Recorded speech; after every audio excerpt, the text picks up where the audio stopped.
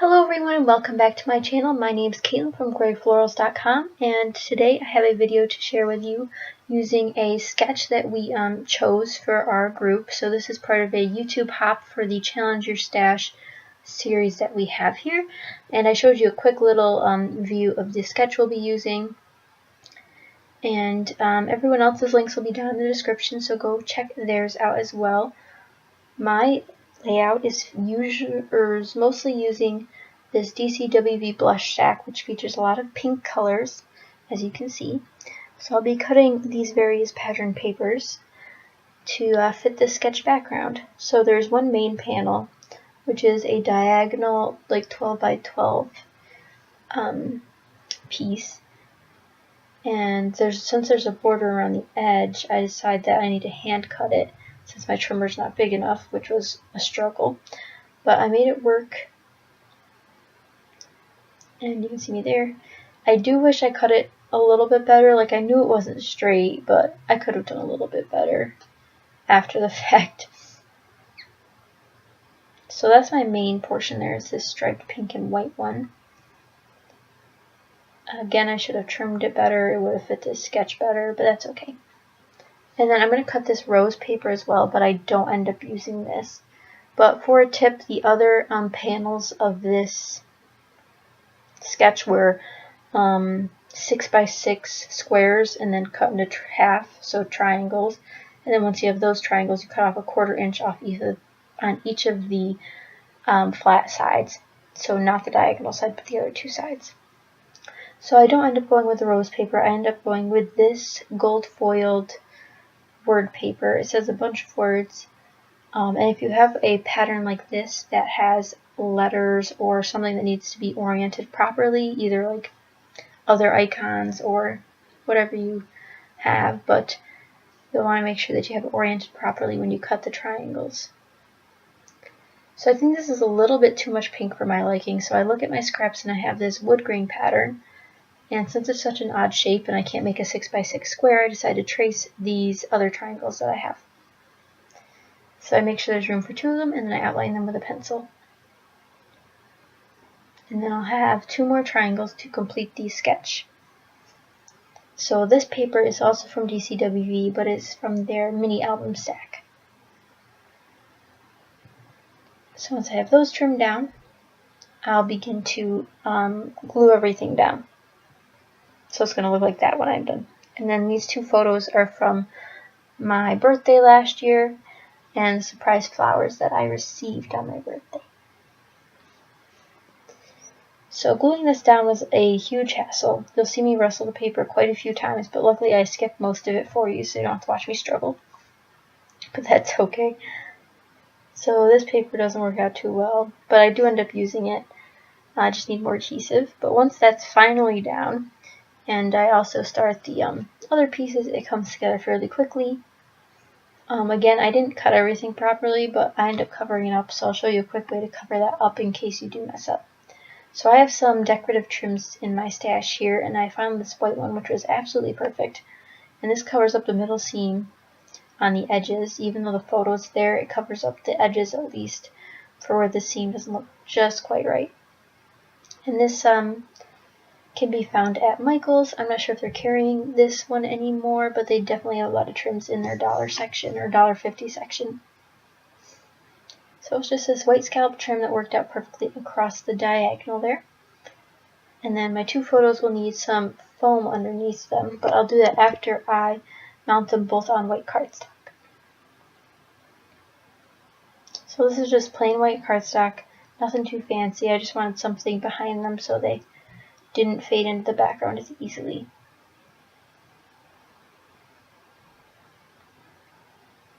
Next, I'm going to start working with embellishments.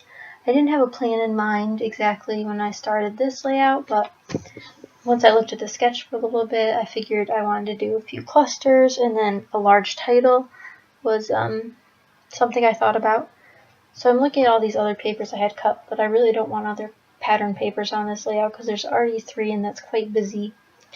So now I'm looking at all of my embellishments. I know that I definitely want to use this Heidi Spot Puffy Sticker 2 and 0 because I turned 20 last year. I'm not sure where I'm going to put it, but I'm going to keep it somewhere. So I will use that later. And then I know I want to use one of these Recollections butterflies. These match the Pebbles Garden Party collection, in case you guys didn't catch my last video that I talked about that in. They're the exact same papers, and I don't know how Michael's got the rights to them or how that works, but it's just crazy. I just stumbled upon them one day, and then I brought them home and realized they matched my paper pad exactly. I'm also using this set of Colorblock chipboard pieces. So there's this frame I'll end up using over on the left, and then I end up using a little square that says Love It on the right. Both in baby pink and white tones, so it really matches the layout. Again, those are by Colorblock, and I picked up those at Joann's probably a super long time ago, to be honest. Chipboard's not really my thing, but I'm getting used to using it and adding more dimensions, so I used 2 pieces on this layout specifically. So I am sticking with the pink color scheme, even though there's purple in the pictures. I really like using pink. Plus I don't have a lot of purple. Purple's an underappreciated color in the scrapbooking industry, as many of you know.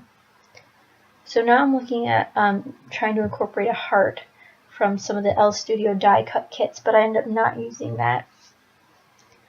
I believe I end up going to my embellishment containers, and I'm looking at wood veneer and resin flowers, and I'll be adding a few of those around just to add some more texture and dimension. And that little happy wood veneer is from Little Yellow Bicycle. It's a really cute font, and I picked those up at Tuesday Morning a few months ago. So I might have them at yours still, not sure. So I have these little resin flowers, and I'm trying to figure out which color I want where and how that works. And these resin flowers I picked up on Wish.com, I believe. If not, it might have been AliExpress. They came from overseas. Took a few bits of time to get here, but they eventually got here. And they weren't a bad price, and they worked just fine. I'm also looking at my Freckled Fawn embellishment kit grab bag that I purchased. Nothing in there that I wanted to use, but that's okay. And now I'm just trying to decide on a few more items. I know I want to use some of these Tim Holtz word stickers, the long phrase stickers, because they're always the best and they need to be on every layout. So I have one that says, throw kindness around like confetti. I think that's what it says. And the other one says, today's a good day. So I really like those together. But I do rearrange them a little bit later, which you'll see. Again, these are from the phrase book that he has from Tim Holtz. I'm still looking for other bits and pieces. I really like all the dimension I have on this layout, so I'm really going to stick with that. And I realized my photos need some foam underneath them to make them lay flat with the border ribbon that's there underneath them. So I'm going to cut a few pieces and get that glued down.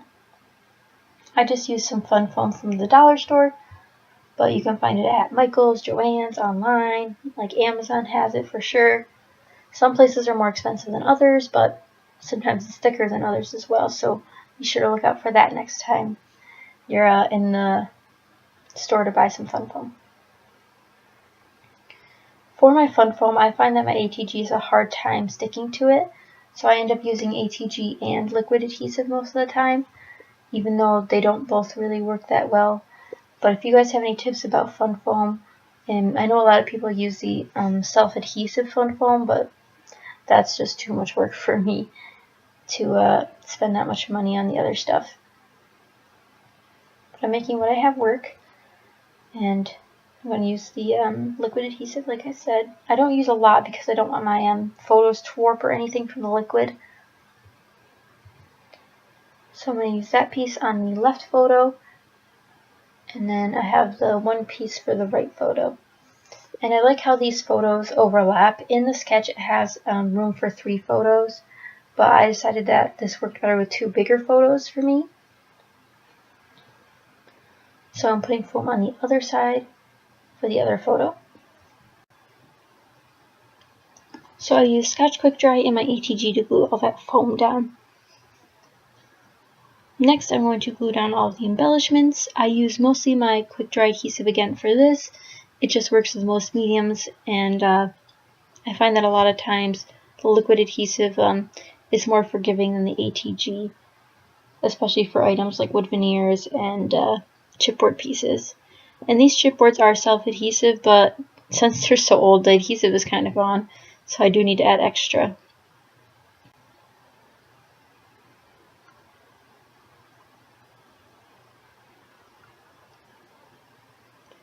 Once I have all of the bits on the left side glued down, I move to the right side to glue the other bits down.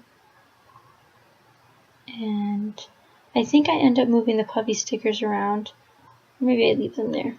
I can't remember. These giant letter stickers here are from Spritz, which is a Target brand, but they end up finishing my layout. As you heard me before, I said I wanted a large title, and so my title ended up being Happy Day. I don't think I have to say birthday. It'll be in the journaling once I get that done and put on the layout. So once these letters are glued down, I will also glue down the tiny word stickers there. And then this layout is practically done. I'm also going to glue down some sequins and do some gold Heidi Swap color shine. So be sure to stick around for the end of the video with the close-up photos. And be sure to check out everyone else's takes on this sketch down below. I hope you guys join us next month for the next part of our series. Not sure what the challenge is going to be yet, but it'll be great.